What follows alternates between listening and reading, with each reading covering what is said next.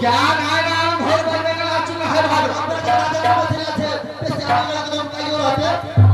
भाग से चल पीछा करो गाना को आगे से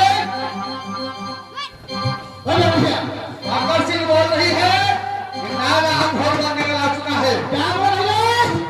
अकबर सिंह बोलता है जो नारा पीछे आ रहा है क्या है भाग से चलो भाग से नारा को पीछा करो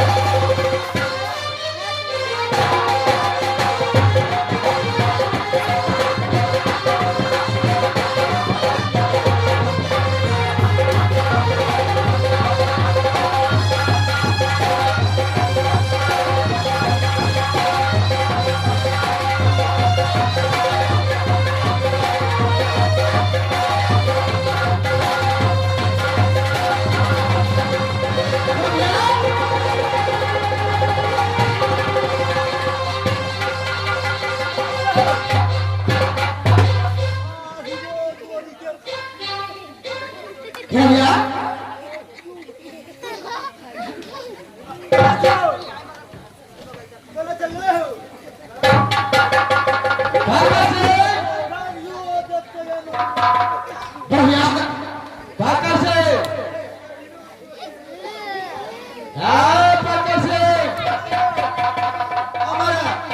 ये हरमजानी नाना बहुत छल्ली है भालो से नाना छल्ली है तो क्या है राम सिंह के चाबुल से बच नहीं सकती है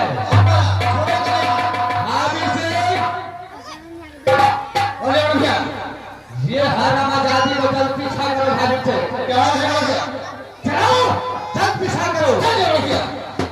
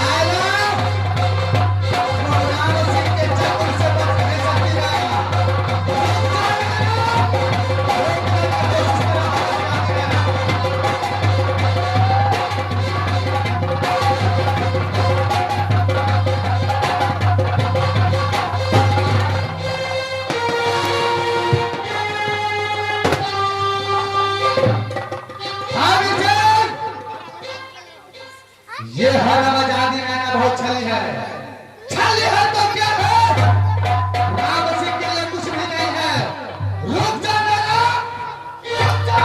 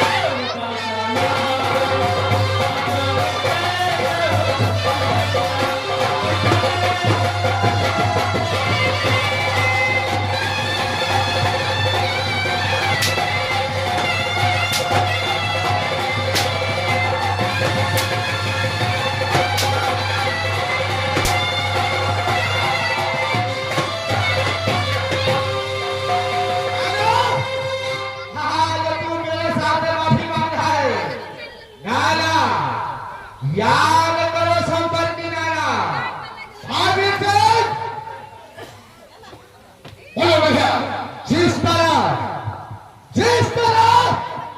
भारत संपर्क के बीच 4 दिनों की नारा ने मुझे व्यक्ति किया था, आज इसी तरह इस हरा बजाजी नारा को इस अघोर बंधन में तुम भी व्यक्ति करो भागो। ठीक है भैया, ठीक है भैया।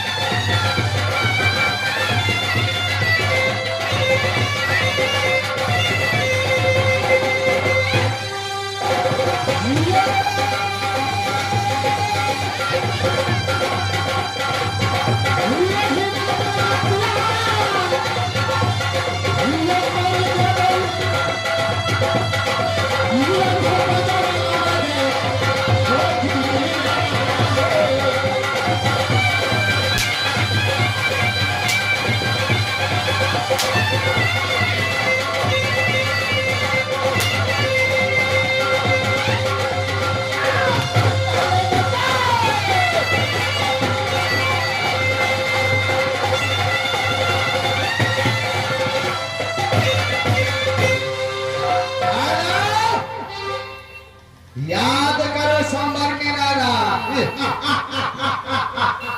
नारा जरा पलक उठा के देखो और याद करो संबर की नारा तुम्हारे सामने कौन खड़ा है नारा।